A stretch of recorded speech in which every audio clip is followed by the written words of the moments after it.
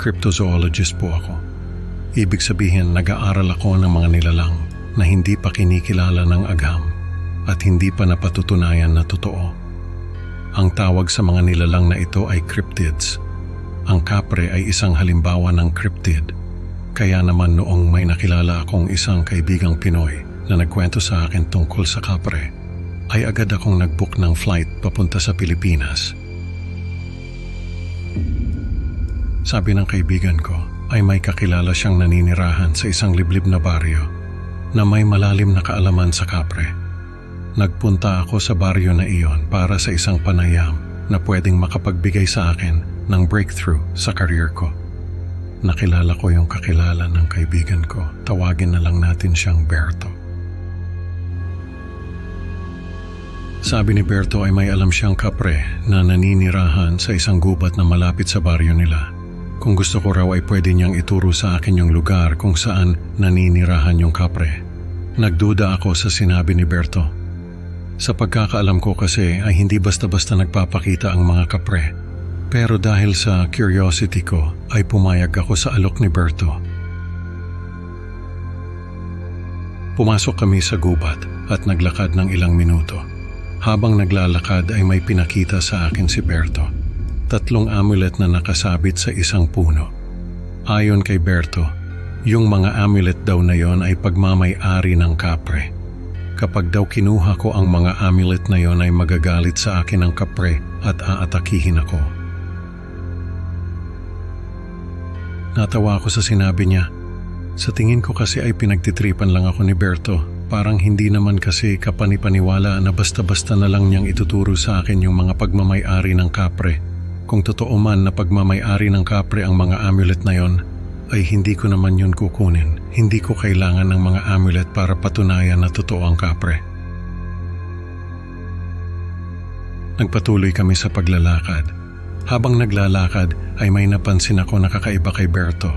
Panay ang lingon niya sa paligid, parang may hinahanap siya. Kinutuban ako ng masama. Parang may binabalak si Berto na hindi maganda. Naalala ko yung kwento ng kaibigan ko. Marami raw nawawalang tao sa baryo nila Berto. Ang huling nakasama ng mga nawawalang tao na yon ay si Berto. Nagsabi raw si Berto na may alam siyang treasure sa gubat.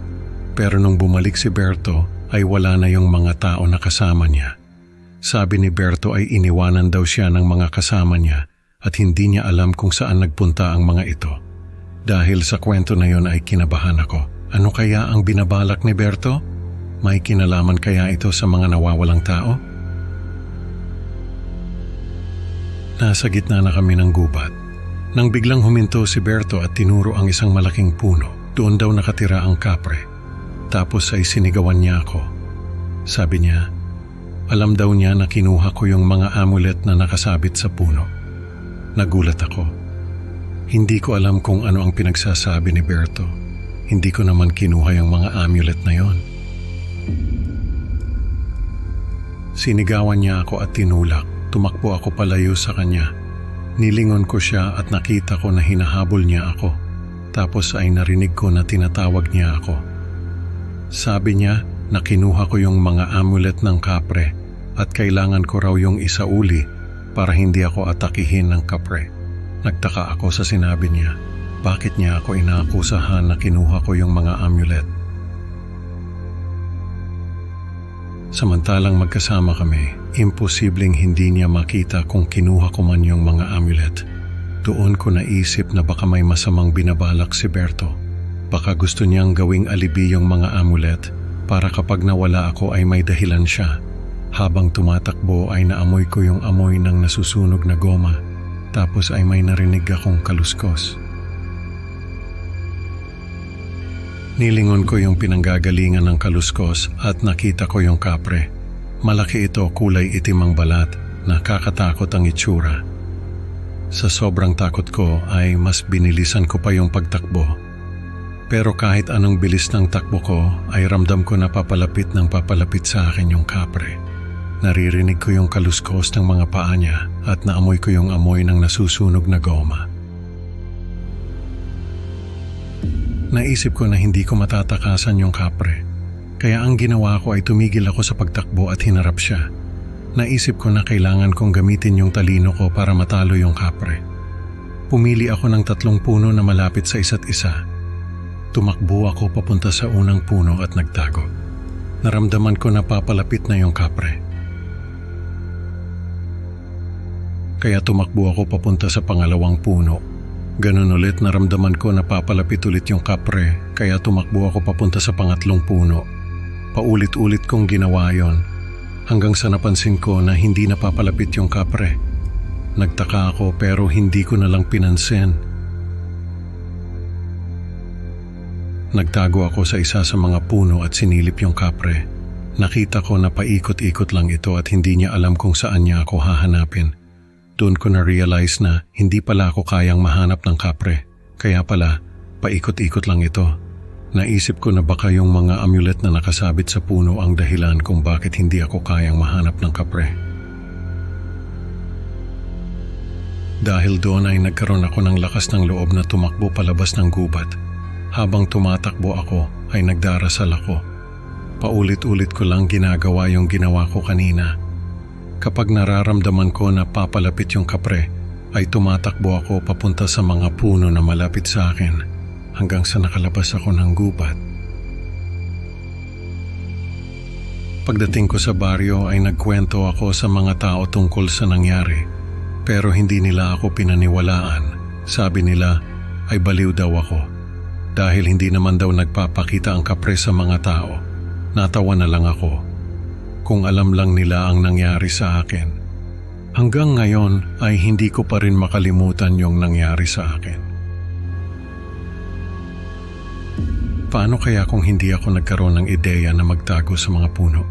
Baka hanggang ngayon ay nawawala pa rin ako at hindi na nakita. Ano kaya ang dahilan kung bakit nagawa akong pagtaksilan ni Berto? Ano kaya ang makukuha niya sa akin? Marami akong tanong na hanggang ngayon ay hindi ko pa rin alam ang sagot.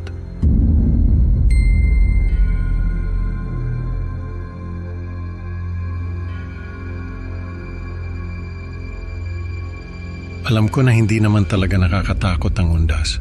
Pagsisindi lang naman ng kandila sa mga puntod ng mga mahal natin sa buhay, tapos konting dasal at konting kwentuhan.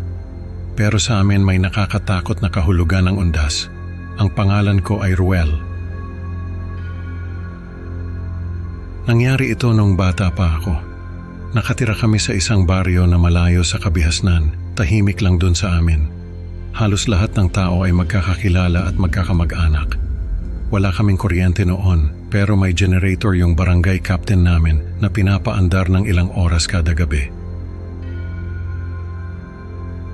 Isa sa mga inaabangan ko noon ay ang undas. Kasi kahit na malayo yung sementeryo sa amin, ay naglalakad kami papunta roon. Tapos ang daming pagkain na dala ng mga tao. Parang piyesta nga kung tutuusin. Pero may narinig ako noon na bulong ng nanay ko na kinatakutan ko. Sabi niya kaya raw ganun ang undas sa amin ay dahil natatakot yung mga tao na baka hindi sila dalawin ng mga mahal nila sa buhay. Kapag hindi sila dumalaw sa mga puntod ng mga ito, ay may mangyayaring hindi maganda sa kanila. Hindi ko naintindihan kung ano ang ibig sabihin ng nanay ko. Pero dahil bata pa ako noon, ay natakot ako. Nung minsan ay wala sa bahay yung tatay ko. Sabi ni mama ay may pinuntahan lang daw ito. Ako naman ay nakahanap ng pagkakataon na makapasok sa opisina ni papa. Bawal kaming pumasok doon pero dahil makulit ako ay sumuway ako sa utos niya. Nandun ako sa loob at naghalungkat ng mga gamit ni papa. Nung makita ko yung isang lumang scroll na nakatago sa isang drawer, binuksan ko yon at nakita ko yung mga lumang larawan ng mga tao sa baryo namin. Nakapila sila sa ilalim ng isang malaking puno ng balete. Tapos yung mga sumunod na larawan ay nagpakita kung paano nagbago yung anyo ng mga tao. Nagkaroon sila ng mahahabang mga ngipin, mahahabang mga kuko. Yung iba ay nagkaroon ng pakpak na parang paniki. Yung iba naman ay nagkaroon ng mga kaliskis. Nakakatakot yung mga larawan. Hindi ko na natapos na tingnan yung mga larawan dahil nakarinig ako ng yabag sa labas. Agad kong binalik sa drawer yung scroll at lumabas ng opisina ni Papa. Noong gabing yon ay hindi ako makatulog. Iniisip ko yung mga larawan na nakita ko, may lihim yung mga tao sa baryo namin. At gusto kong malaman kung ano yon. Nagkunwari akong tulog nung gabing yon. Tapos narinig ko na bumukas yung pinto. Nakita ko na lumabas si Papa, sinundan ko siya. Nakita ko na may mga tao na naglalakad papunta sa Balete Tree sa dulo ng baryo namin. Sinundan ko sila. Nakita ko yung mga tao na nakapila sa ilalim ng Balete Tree. Isa-isa silang nagbabago ng anyo, katulad ng nakita ko sa mga larawan. Nung si Papa na ang nagbago ng anyo ay halos mapasigaw ako. Nagkaroon siya ng mahahabang mga ngipin at mahahabang mga kuko. Yung mga mata niya ay naging pula. Yung mga tao ay nagtipon-tipon sa paligid ng isang amulet na nakasabit sa Balete Tree. Nagliwanag yon at nagsimula silang sumayaw sa paligid ng amulet. Tumakbo ako pa uwi. Hindi ko na sinabi kina Mama at Papa yung nakita ko dahil natakot ako na baka hindi na nila ako hayaang maranasan ang kabataan ko. Pero sabi ko sa sarili ko ay kapag nagkaanak ako, ay hindi ko siya hahayaang maranasan yung mga ginagawa ng mga matatanda sa amin. Sa sumunod na taon, sa bisperas ng undas, ay sinundan ko ulit si Papa. Pero sa pagkakataong ito ay nahuli ako. Hindi ni Papa o ni Mama, kundi ng mga nagbabagong anyo na kapitbahay namin. Tumakbo ako at pumasok sa bahay ni Lola Bining. Siya lang ang tanging matanda sa baryo namin na hindi sumasali sa mga ritual sa Balete Tree. Siya rin ang tanging matanda na nagbabala sa amin tungkol sa kapre na nakatira sa Balete Tree, pero hindi siya pinapansin ng mga tao. Pinatuloy niya ako sa bahay niya. Nagtaka pa siya kung bakit ako nandun. Sabi ko ay hinahabol ako ng mga nagbabagong anyo. Nagtaka si Lola Bining. Sabi niya ay hindi niya alam na nakikita ko na ang mga nagbabagong anyo. Sabi ko ay hindi ko dapat yun nakikita. Pero dahil sa pagiging pasaway ko, ay nahuli ko sila sa ginagawa nila. Natawa si Lola Bining. Sabi niya ay hindi ako nag-iisa dahil noong bata pa raw siya ay nakita rin niya ang mga nagbabagong anyo na tao sa baryo namin. Pero sa kanya raw ay hindi siya natakot. Sa halip ay sumali pa siya sa mga ito. Noong kabataan daw ni Lola Bining ay isa siya sa mga sumasali sa ritual sa Balete Tree. Pero nung magkaanak siya ay natakot siya na baka matulad sa kanya ang mga anak niya. Kaya lumipat sila ng tirahan. Pero dahil matanda na si Lola Bining ay bumalik siya sa amin. Sabi niya ay sa tuwing undas ay natatakot siya dahil sa mga nagbabagong anyo. Pero ang kinatatakutan daw niya ay hindi ang mga tao, kundi ang kapre na sinasamba ng mga ito. Kaya raw nagbabago ng anyo ang mga tao sa baryo namin ay dahil sa kapre na nakatira sa Balete Tree. May amulet daw ito na nagbibigay sa kanila ng kapangyarihan. Kapalit ng mga kapangyarihan na yon ay ang mga sakripisyo na ginagawa nila para sa kapre. At dahil sa mga kapangyarihang yon ay nagiging mahaba ang buhay ng mga tao sa baryo namin. Kaya nga raw kahit matanda na si Lola Bining, ay siya pa rin ang pinakamatandang tao sa baryo namin. Dahil sa tuwing may mamamatay na isa sa kanila, ay nagsasakripisyo sila para sa kapre at nagkakaroon ng panibagong kapangyarihan na nagpapahaba ng buhay nila. Kaya nga raw sa tuwing undas ay natatakot sila na baka hindi sila dalawin ng mga mahal nila sa buhay. Dahil kapag hindi sila dumalaw sa mga puntod ng mga ito, ay nangangahulugan na wala na silang pakialam sa kanila. At kapag nangyari yon, ay hindi na sila mag-aalala na magsakripisyo ng isa sa kanila para sa kapre. Biglang bumukas yung pinto ng bahay ni Lola Bining. Nakita ko na nakatayo doon si Papa at iba pang mga tao sa baryo namin. Nagbabago pa rin yung anyo nila. Tumayo si Lola Bining. Sabi niya ay bakit daw ako, napakabata ko pa para maging sakripisyo. Tumakbo ako sa likod ng bahay ni Lola Bining. Narinig ko yung pagsigaw niya. Sabi niya ay hayaan na nila ako dahil napakabata ko pa. Siya na lang daw ang kunin nila. Nakita ko na hinila nila palabas ng bahay si Lola Bining. Napasigaw ako. Pero sabi ni Lola Bining ay tumakbo na ako at huwag nang babalik. Tumakbo ako at hindi na lumingon. Hindi na ako bumalik sa baryo namin. Sa kabayanan na ako tumira. Nakikitulog ako sa mga kaklase ko. Hindi na ako nagpakita kina mama at papa. Lumipas ang mga taon. Hindi ko alam kung ano na ang nangyari sa mga magulang ko, pero alam ko na balang araw ay babalik din ako sa baryo namin. Hindi dahil gusto ko, kundi dahil sa takot na baka matulad ako sa kanila. Natatakot ako na baka sa pagtanda ko ay magkaroon din ako ng mga anak. At dahil sa mga ritual na ginagawa ng mga matatanda sa baryo namin ay magaya ako sa kanila. Sa tuwing undas ay bumabalik sa akin ang mga alaala ng karanasan ko sa baryo namin. Natatakot ako sa mga bulong ng balete tree at sa mga kakilakilabot na pagbabagong anyo na nasaksihan ko.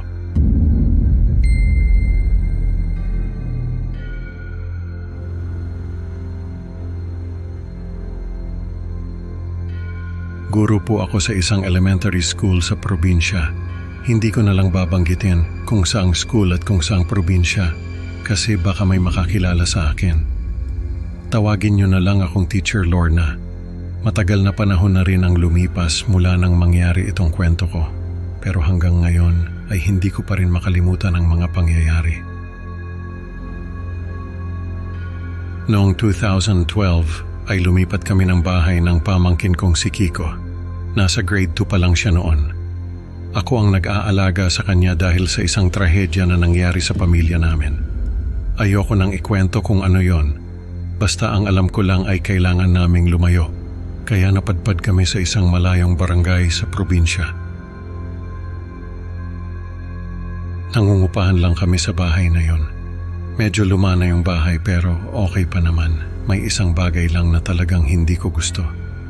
Malapit kasi sa bahay yung isang napakalaking puno ng balete. Sa likod ng bahay mismo nakatayo yung puno. Parang nakadungaw siya sa amin at nagmamasid sa lahat ng ginagawa namin. Nakakatakot siya sa gabi, lalo na kapag mahangin at gumagalaw yung mga sanga at dahon. Pero sa hindi ko maipaliwanag na dahilan ay gustong-gusto ni Kiko yung puno. Lagi siyang naglalaro sa ilalim noon. Lagi rin siyang may dalang notebook at ballpen. Akala ko ay nagdodrawing siya habang nakaupo sa ilalim ng puno. Pero iba pala ang ginagawa niya. Isang araw, tinanong ko siya kung ano ba ang ginagawa niya sa ilalim ng puno. Sabi niya ay kinakausap niya raw yung kaibigan niya. Siyempre, nagulat ako. Akala ko ay may ibang bata na nakikipaglaro sa kanya. Pero sabi ni Kiko ay wala raw nakikita yung ibang tao sa kaibigan niya. Siya lang daw ang nakakakita sa kaibigan niya na tinatawag niyang Lolo. Doon daw nakatira si Lolo sa puno ng balete. Sa isip ko ay imahinaryong kaibigan lang si Lolo. Maraming bata ang nagkakaroon ng imahinaryong kaibigan, lalo na kapag nag-iisa sila sa buhay. Kaya hinayaan ko na lang si Kiko. Pero habang tumatagal ay napapansin ko na nagbabago yung ugali niya. Madalas siyang walang gana kumain. Lagi siyang tulala at parang may iniisip. Tapos, nagkaroon siya ng kakaibang ubo na hindi naman maipaliwanag ng doktor. Parang may nakabara sa lalamunan niya na hindi mailabas. Isang gabi, nagising ako dahil sa kakaibang tunog na naririnig ko. Parang may matandang lalaki na bumubulong sa kwarto ni Kiko. Pagbukas ko ng pinto ay nakita ko na nakaupo sa kama si Kiko. Nakapikit siya at may sinasabi sa lumang dialekto. Hindi ko maintindihan yung sinasabi niya. Hinawakan ko siya sa balikat at tinanong kung ano ba yung sinasabi niya. Nagising siya at tinanong ako kung ano raw ba ang nangyayari. Hindi raw niya alam kung ano yung sinasabi niya. Kinabukasan, habang nasa school si Kiko, ay binusisi ko yung mga gamit niya. Sa ilalim ng kama niya ay nakita ko yung mga notebook na dinadala niya kapag naglalaro siya sa ilalim ng puno. Akala ko ay mga drawing lang ang laman ng mga notebook na yon. Pero halos maiyak ako sa takot nung makita ko yung mga nakasulat doon. May mga drawing nga, pero hindi yung mga drawing na inaasahan kong makikita. Yung mga drawing ay si Kiko at yung kaibigan niyang si Lolo. Pero doon sa mga drawing ay ibang mundo yung nakikita ko. May mga kakaibang hayop, mga bahay na gawa sa puno, mga taong mukhang duwende at iba pang mga bagay na hindi ko maipaliwanag. Sa ibang mga pahina ay may mga kakaibang simbolo at sulat na hindi ko maintindihan. Sa sobrang takot ko ay sinilaban ko yung mga notebook na yon. Kailangan kong protektahan si Kiko, kaya ang ginawa ko ay nilagyan ko ng asin yung paligid ng puno ng balete. Tuwing gabi ay nilolock ko yung mga bintana at pinto para lang makasigurado na walang makakapasok sa bahay. Isang gabi, nagising ako dahil sa kaluskos na naririnig ko sa baba. Kinuha ko yung baseball bat na nakatago sa ilalim ng kama ko at dahan-dahan akong bumaba. Nakapatay yung mga ilaw, pero may liwanag na nanggagaling sa kusina. Sumilip ako at nakita ko yung isang matandang lalaki na nakatayo sa harap ng salamin. May hawak siyang manok na kulay itim. May sinasabi siya habang hinihiwa yung leeg ng manok. Nakita ko na may itim na usok na lumalabas mula sa salamin. Tapos ay may mga mata na sumilip mula sa salamin. Yung matanda ay parang natakot at umatras. Sumigaw siya na sa kanya raw ang nilalang na yon at kailangan niyang sumama sa kanya. Pero bago pa niya natapos yung sasabihin niya ay may napakahabang buhok na lumabas mula sa salamin. Nabalot ng mga buhok yung buong katawan ng matanda. Sumigaw siya at nagpumiglas pero hinila siya papasok sa salamin. Tumakbo ako sa kwarto ni Kiko pero wala siya sa kama. Nakita ko na bukas yung bintana. Sumilip ako at nakita ko si Kiko na nakaupo sa ilalim ng puno ng balete. May kausap siya. Nakatalikod sa akin yung kausap niya pero sa pagkakaalala ko ay isang napakahabang buhok ang bumabalot sa katawan ng nilalang na yon. Tinawag ko si Kiko at tumakbo siya papunta sa akin. Pero bago pa kami makapasok sa bahay ay may napansin ako sa ilalim ng puno. May napakalaking pares ng mata ang nakatingin sa amin. Natakot ako at napatakbo. Hindi ko nakita yung mga ugat na nakalabas sa lupa, kaya nadapa ako at nahulog sa hagdan. Nawalan ako ng malay. Pagising ko ay nasa ospital na ako. Si Kiko ay nasa tabi ko at umiiyak. Sabi niya ay may kaibigan daw siya na gusto siyang isama sa mundo nito, pero hindi raw siya pumayag dahil ayaw niyang iwan ako. Kaya nagalit daw yung kaibigan niya at sinubukan siyang pilitin, pero may kapre raw na nagligtas sa kanya. Nung tanungin ko kung nasaan yung kapre ay tinuro niya yung puno ng balete. Umalis kami sa bahay na yon. Bago kami umalis ay nagpaalam si Kiko sa kaibigan niya. Nung tanungin ko kung nakita ba niya yung kaibigan niya ay sabi niya, ay sumilip daw ito sa salamin ng tricycle na sinakyan namin. Doon ko lang nalaman na kapre pala ang kaibigan ni Kiko. Kaya pala lagi siyang inuubo dahil sa usok ng tabako ng kapre. Hanggang ngayon ay may mga bagay pa rin na hindi ko maintindihan sa nangyari. Sino ba yung matandang lalaki na nakita ko sa kusina? Ano ba yung nilalang na gustong isama si Kiko? At bakit siya iniligtas ng kapre? Maraming tanong na hindi ko alam ang sagot. Pero sa tingin ko ay may natutunan naman si Kiko sa nangyari. Hanggang ngayon ay may mga pagkakataon na nagugulat ako sa mga sinasabi niya.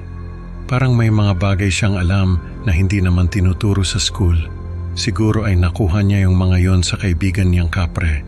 Sa tingin ko ay hindi naman masamang nilalang yung gustong isama si Kiko, pero sa tingin ko ay masamang nilalang yung matandang lalaki na nakita ko sa kusina.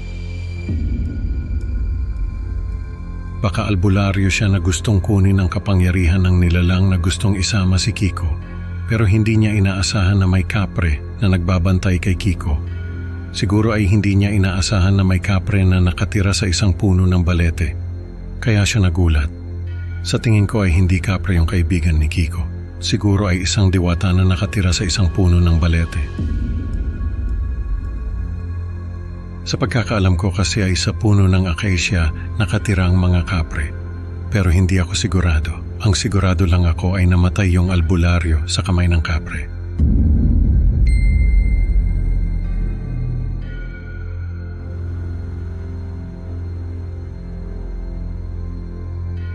Hello po. Ako po si Edna. Sana po ay mapili niyo ang kwento ko. Nung college ako, sa isang dorm ako tumira. Malapit lang ito sa school namin. Sobrang lapit na pwedeng-pwede kang maglakad papunta sa school. Nung una akong tumira doon, parang may napansin ako nakakaiba. Parang ang tahimik ng lugar. Wala man lang mga batang naglalaro, mga asong tumatahol, o kahit man lang mga sasakyan na dumadaan. Kahit yung mismong dorm namin ay tahimik din. Parang ako lang yung tao, hindi ko pinansin yon. Baka kasi nagkataon lang na wala yung mga tao nung araw na yon.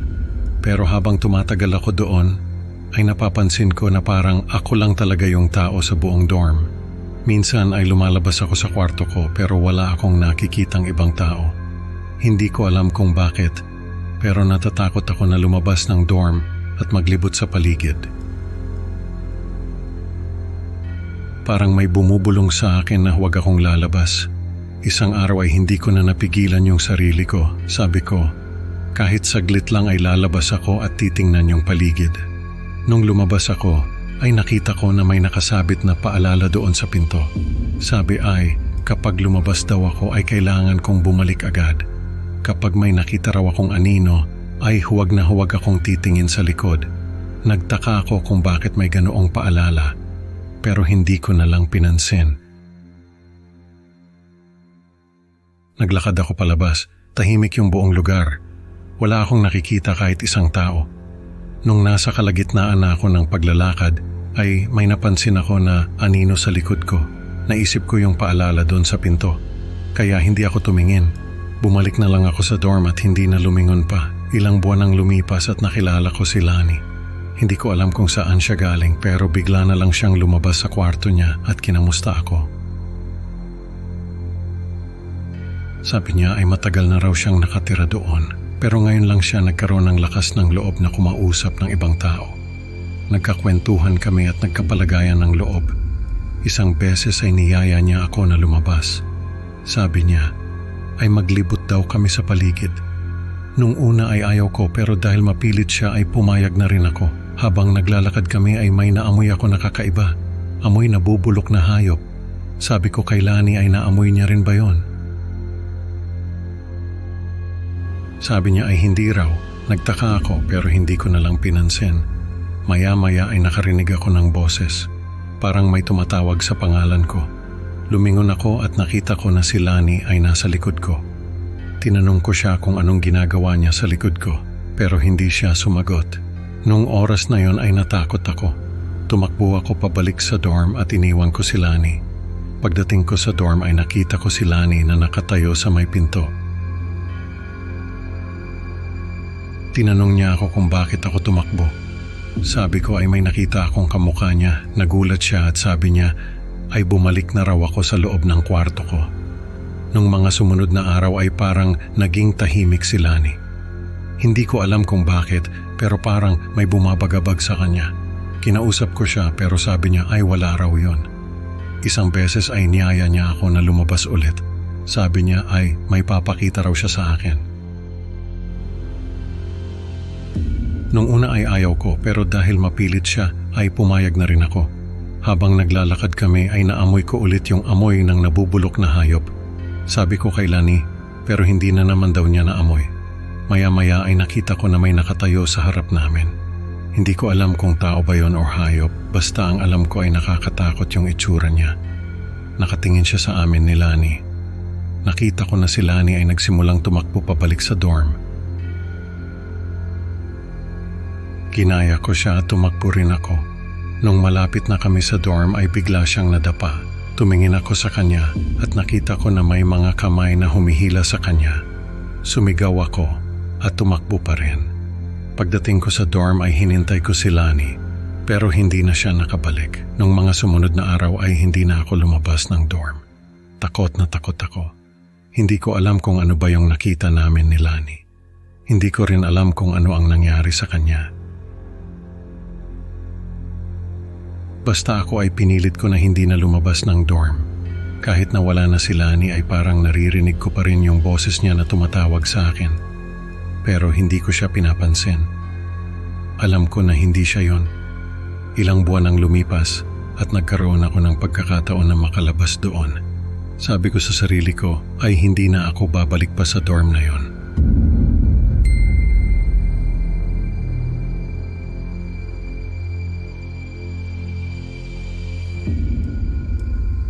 May ibabahagi akong kwento na nangyari sa campus namin nung college pa ako. Kwento ito ng isa sa mga guidance counselor namin. Tawagin na lang natin siyang Ma'am Lita. Nangyari ito noong malapit na ang undas. May napansin daw si Ma'am Lita na pattern sa mga kwento ng ilang estudyante na lumalapit sa kanya para magpa-counseling. Ilang estudyante raw ang nagkwento sa kanya na nakakakita sila ng isang higanting nilalang na nakaupo sa malaking puno ng akasya na malapit sa dormitoryo namin.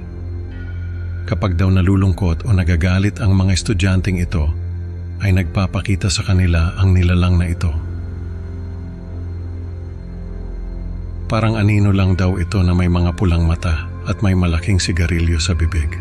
Kapag nagpapakita raw ito sa kanila, ay sinasabi nito na, "Huwag kang mag-alala, nandito ako para sa iyo." Tapos ay yayakapin sila ng higanteng anino at makakatulog sila ng mahimbing. Nung unang makinig si Ma'am Lita sa kwento ng isa sa mga estudyanteng ito, ay hindi siya naniwala. Pero dahil nga paulit-ulit na may lumalapit sa kanya para magkwento ng parehong karanasan, ay nag-alala na si Ma'am Lita. Lahat ng mga estudyanteng ito ay nagpunta sa lumang acacia tree na iyon, na may masamang reputasyon. Sinasabi ng mga nakakatanda sa amin na may mga espiritu raw na naglalabasan sa tuwing sasapit ang undas. Kaya dapat ay umiwas sa mga puno dahil doon naglalagi ang mga espiritu. Dahil nga sa mga kwento ng mga estudyanteng ito ay napaisip si Ma'am Lita kung may kinalaman ba sa mga karanasan ng mga estudyante ang sinasabing kapre na nagbabantay sa puno ng akasya. Habang tumatagal ay napapansin ni Ma'am Lita na nagiging malulungkutin ang mga estudyanteng ito. Lagi raw silang tulala at wala sa sarili. Kapag kinakausap naman ni Ma'am Lita ay ang sinasabi lang nila ay, "Huwag kang mag-alala, nandito ako para sa iyo." Paulit-ulit lang daw nila itong sinasabi, tapos ay makakatulog na sila. Kapag nagigising naman sila ay wala silang maalala sa mga nangyari. Sinasabi rin ng mga estudyanteng ito na pare-pareho raw sila ng napapanaginipan. Isang malaking mata na may mga pakpak. Hindi raw nila alam kung ano ang ibig sabihin ng panaginip na iyon, pero sa tuwing nagigising sila ay hinahanap nila yung higanteng anino na nagbibigay sa kanila ng ginhawa. Unti-unti ay naglalaho ang mga estudyanteng ito sa mga kakaibang pagkakataon. Kapag daw nag-iisa ang isa sa kanila, ay makikita na lang itong naglalakad papunta sa acacia tree. Pagkatapos ay hindi na ito makikita pa. Natakot si Ma'am Lita para sa mga estudyanteng ito. Kaya naman pinagbawalan niya ang mga natitira pa na huwag magpunta sa acacia tree. Pero hindi siya pinakinggan ng mga ito. Sa halip ay nagpakita pa ang mga ito ng mga kakaibang ugali. Nagsasalita sila ng mga wika na hindi naman nila alam. Tapos ay parang may ibang nilalang na kumokontrol sa kanila. Dahil sa takot ay nagdasal na lang si Ma'am Lita. Hindi niya alam kung ano ang nangyayari sa mga estudyanteng ito, pero iisa lang ang nasa isip niya. May kinalaman ng kapre sa pagkawala ng mga ito. Nagpatuloy pa rin si Ma'am Lita sa kanyang pagsasaliksik. Kahit na unti-unti nang nawawala ang mga estudyanteng ito, Ang hinala niya ay may isang nilalang na kumokontrol sa mga ito. Kapag nag-iisa raw siya sa opisina niya at kasama ang isa sa mga estudyanteng ito ay nakakaramdam siya ng presensya ng kapre. Amoy na amoy raw niya ang usok ng sigarilyo nito. Tapos ay makikita niya na nagbabago ang anyo ng estudyante. Nagiging maitim daw ang balat nito at nagiging pulang-pula ang mga mata. Magugulat na lang siya dahil sasabihin nito na, "Huwag kang mag-alala, nandito ako para sa iyo." Sa huli ay lahat ng mga estudyanteng ito ay naglaho na lang. Maliban sa isa na nakapagkwento pa kay Ma'am Lita ng karanasan niya sa kapre na nagbabantay sa acacia tree. Naiwan si Ma'am Lita na nag-iisa sa opisina niya, paulit-ulit na iniisip ang mga nangyari. Nagpatuloy pa rin si Ma'am Lita sa kanyang trabaho sa kolehiyo namin. Pero hanggang sa makagraduate ako ay hindi pa rin nila natatagpuan yung mga nawawalang estudyante. Habang ako naman ay natatakot pa rin sa mga nangyari. Kapag naaalala ko ang kwento ni Ma'am Lita ay hindi ko maiwasang mapatingin sa acacia tree na iyon.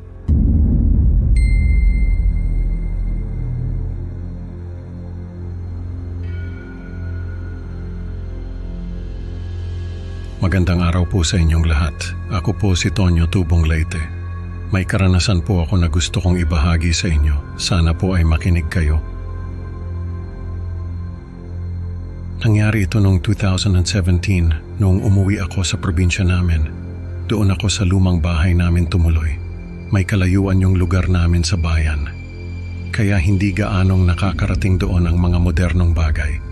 Minsan nga ay wala pa kaming kuryente. Pero okay lang naman sa akin kasi nasanay na rin ako sa ganong pamumuhay.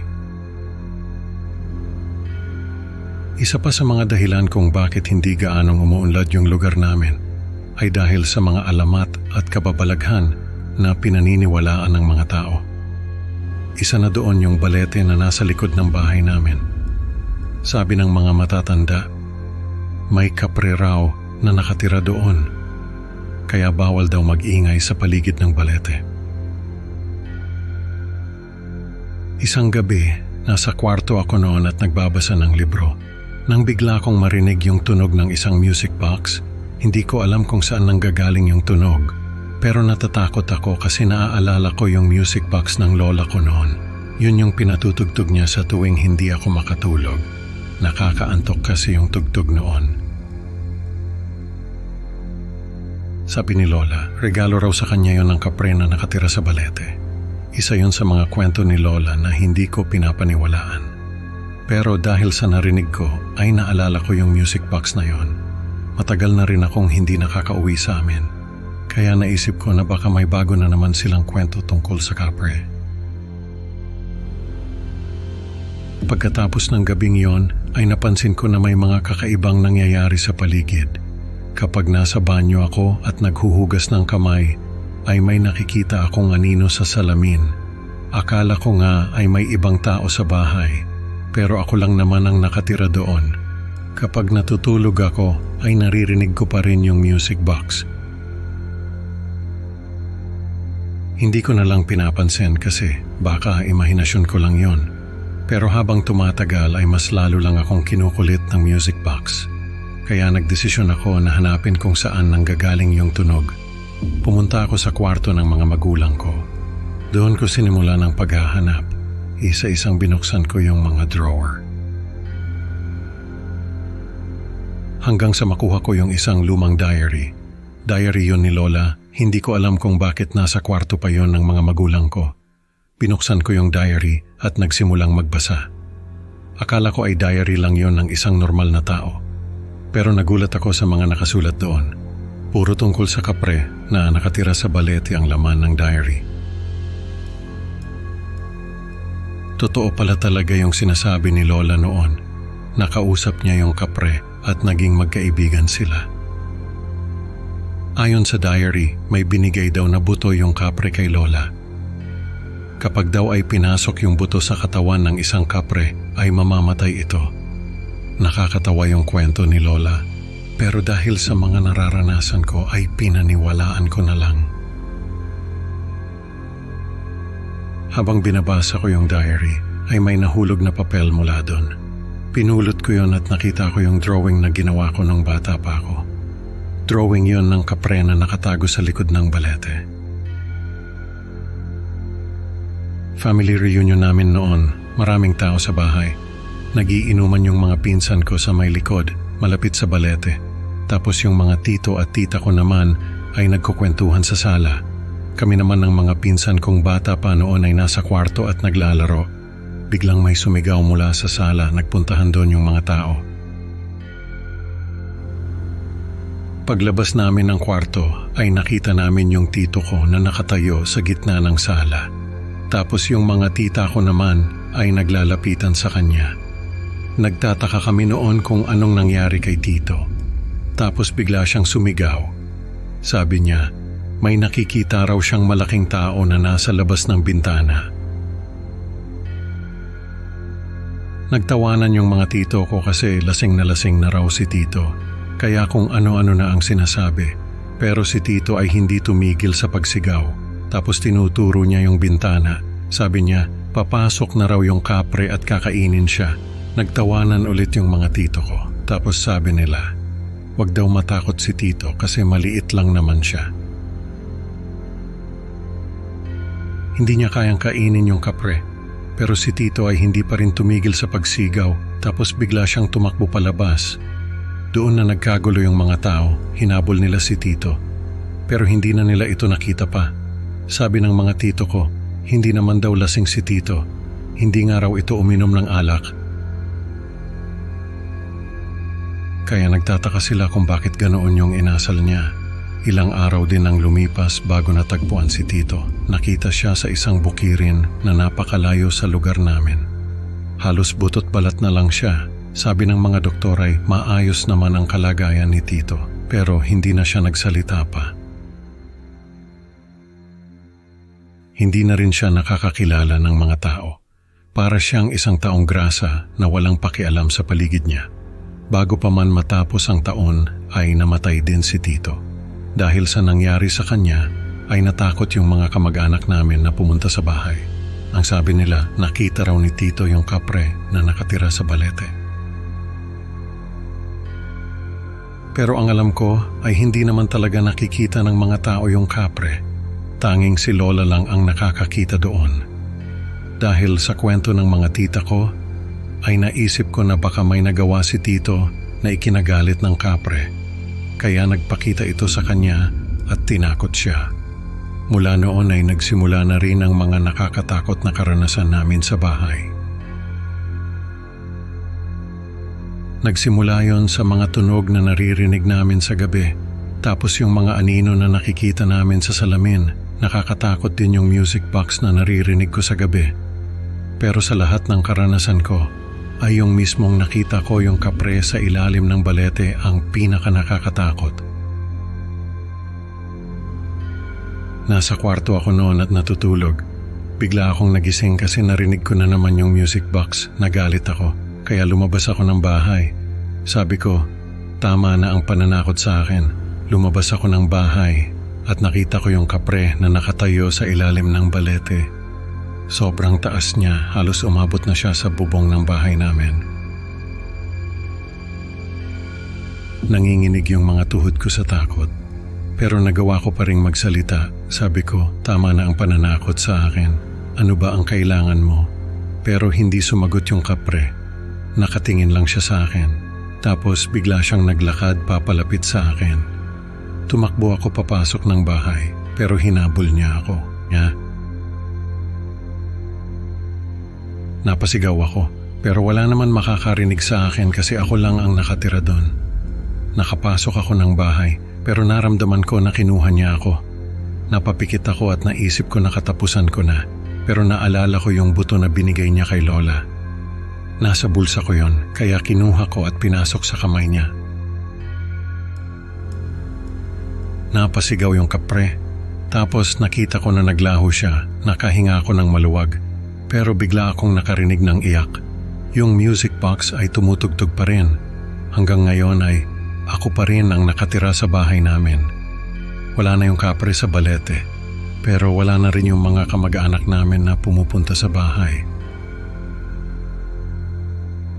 Sabi ng mga tita ko, ay ako na lang daw ang natitirang tao na nakakausap yung kapre.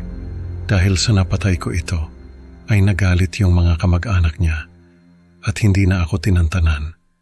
Pero sa tingin ko, ay hindi masamang kapre yung nakatira sa Balete.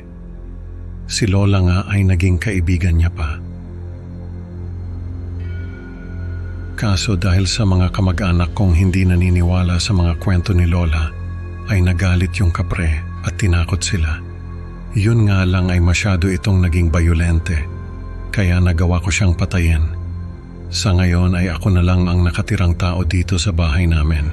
Nakakalungkot kasi wala na yung mga kamag-anak namin na pumupunta dito.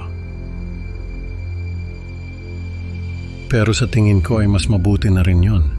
Kaysa naman ay takutin sila ng kapre. Ang problema ko lang ay yung music box na patuloy pa rin sa pagtugtog.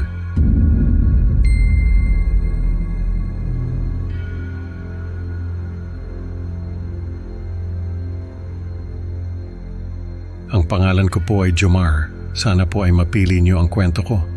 Bata pa ako noon, mga 9 years old, may nakita akong libro sa lumang bahay ng lolo ko sa probinsya. May mga drawing doon ng mga kakaibang nilalang. Ang pinakakinatakutan ko ay yung higanteng nilalang na may hawak na tabako. Ang tawag daw doon ay kapre. Kaya kapag may naamoy akong tabako ay natatakot ako. Naghahanap ako kung saan nagtatago yung kapre. Ang kwento ko ay nangyari nung 11 years old na ako. May mga kamag-anak kami na nakatira sa isang lumang bahay sa probinsya. Nung minsang magbakasyon kami doon, ay pinapunta kami ni Papa sa bahay ng mga kamag-anak namin na yon.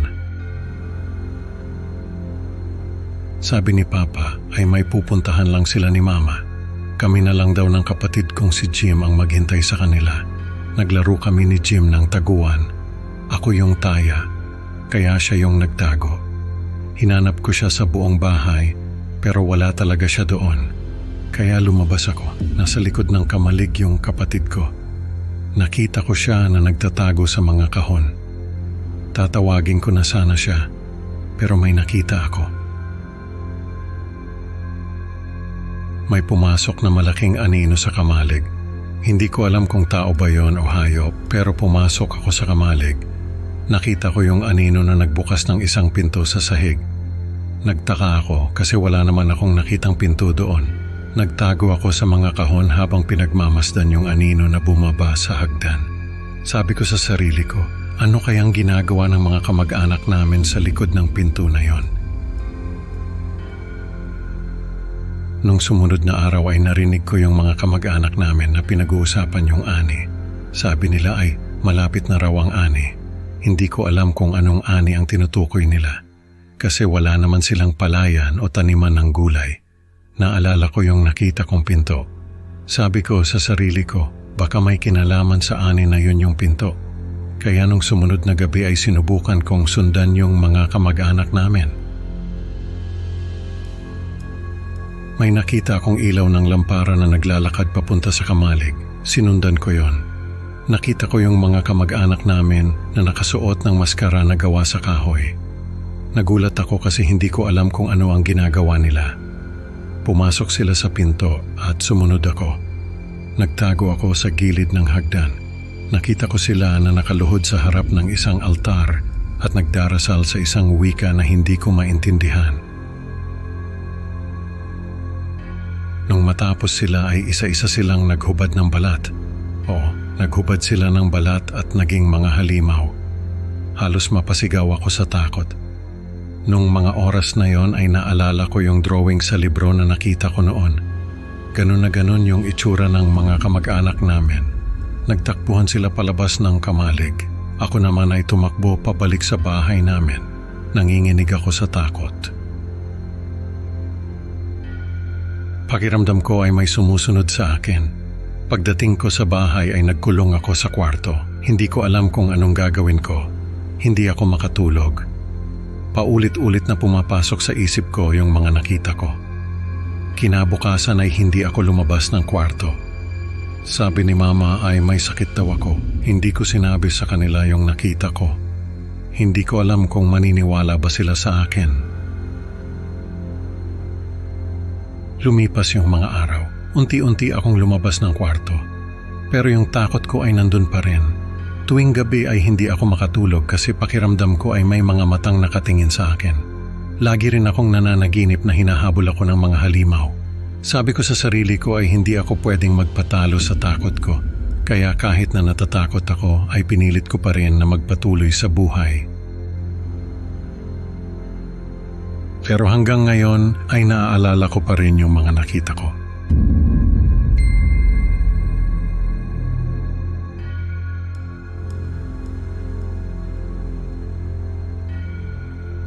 Bago pa man kami lumipat dito sa Maynila, ay sa isang liblib na nayon sa paanan ng kabundukan kami nakatira ng anak kong si Aki. May nirerentahan kaming lumang bahay doon. Sabi ng may-ari ay may mga turista raw na nagrerenta doon kapag tag-init. Pero sa tuwing tag-ulan ay walang gustong tumira doon kasi nga medyo malayo sa kabihasnan. Kaya naman nang alukin nila kami na doon muna tumira ay pumayag kami. May mga naririnig kaming kwento tungkol sa bahay na yon. Sabi nila ay haunted daw yon. Maraming kababalaghan ang nangyayari doon. Minsan pangaraw ay may mga aswang na sumusugod doon kapag may mga turistang nakatira. Pero dahil nga sa wala kaming choice at kailangan naming makalipat sa lumang apartment na tinitirhan namin, ay tinanggap namin yung alok ng may-ari. Ang bahay ay nasa gilid ng isang kagubatan. Sabi ng mga kapitbahay ay maraming nilalang ang nakatira sa kagubatan na yon. Mga duwende, diwata, tikbalang, aswang at kung ano-ano pa. Sabi pa nila ay may isang higanteng kapre na nakatira sa pinakamalaking puno ng balete doon sa kagubatan. Yung puno ng balete na yon ay malapit sa bintana ng kwarto ng anak ko. Nung una ay hindi ko pinapansin yung mga kwento ng mga kapitbahay. Akala ko ay mga alamat lang yon na pinapasapasa nila sa isa't isa. Hanggang sa isang araw ay kinausap ako ng anak ko. Sabi niya sa akin ay may bago raw siyang kaibigan. Ang pangalan daw ng kaibigan niya ay Higanteng Mabait. Sabi ni Aki ay pinagmamasdan daw siya ng higanteng mabait mula sa sanga ng puno ng balete. Nung una ay nag-alala ako. Sabi ko baka may taong nagmamasid sa anak ko. Pero sabi ni Aki ay hindi raw tao ang higanteng mabait kundi isang higante.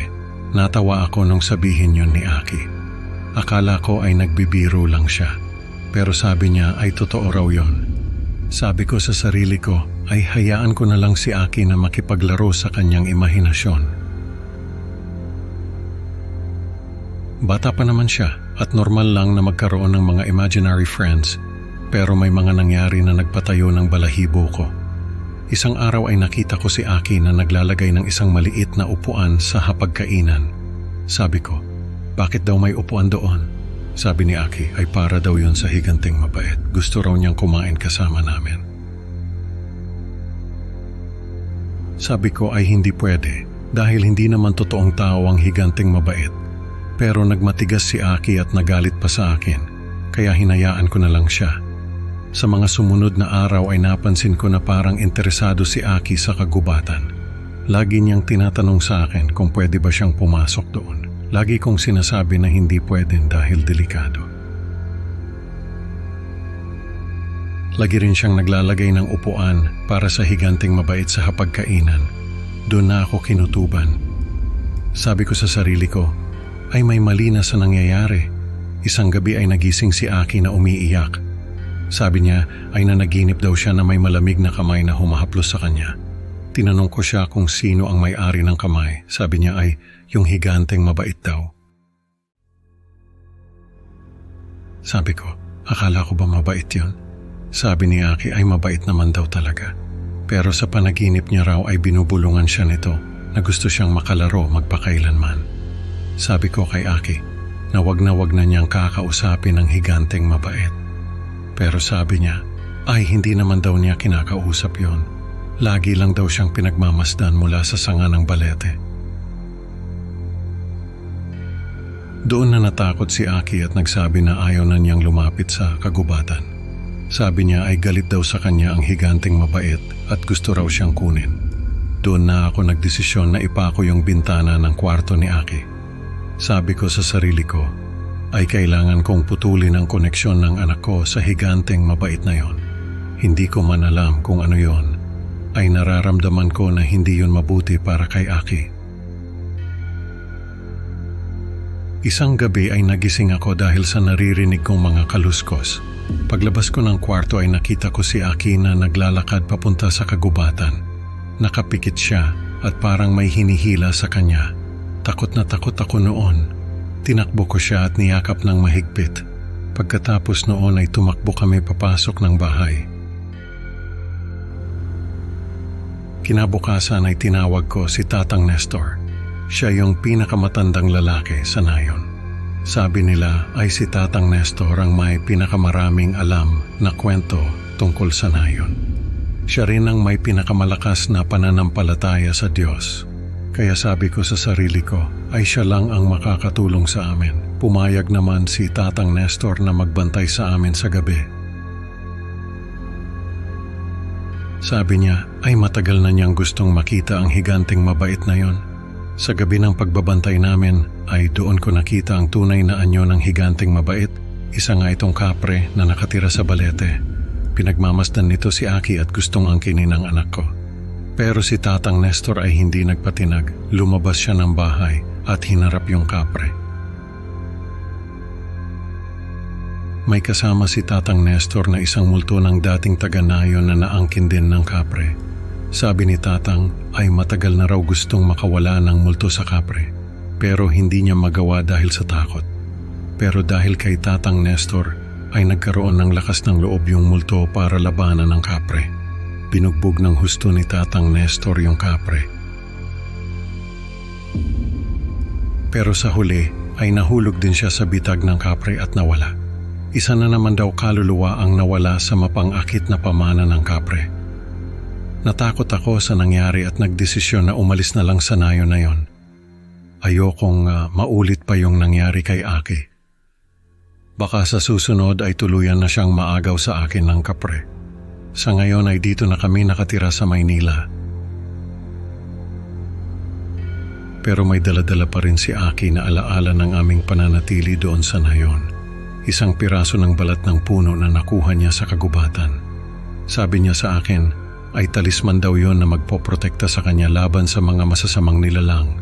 Sa paglipas ng panahon ay nararamdaman daw ni Aki na may nagbabantay sa kanya. Isang presensya na handang makipaglaban para sa kanya. Sabi ko ay baka si Tatang Nestor yon. Baka kahit nawala na siya sa bitag ng kapre ay patuloy pa rin siyang nagbabantay kay Aki. Siguro ay may dalang himala ang talisman na kinuha ni Aki sa kagubatan. Siguro ay dahil sa talisman na yon ay nagkaroon ng lakas ng loob si Tatang Nestor para labanan ng kapre. Sa kabila ng kanyang pagkatalo ay hindi pa rin siya nagpatinag. At patuloy pa rin niyang binabantayan si Aki hanggang ngayon. Siguro ay hinihintay lang niya na makuha na ng kapre ang kanyang karapat-dapat na kaparusahan. At kapag nangyari yon ay makakamit na rin niya ang katahimikan na matagal na niyang inaasam.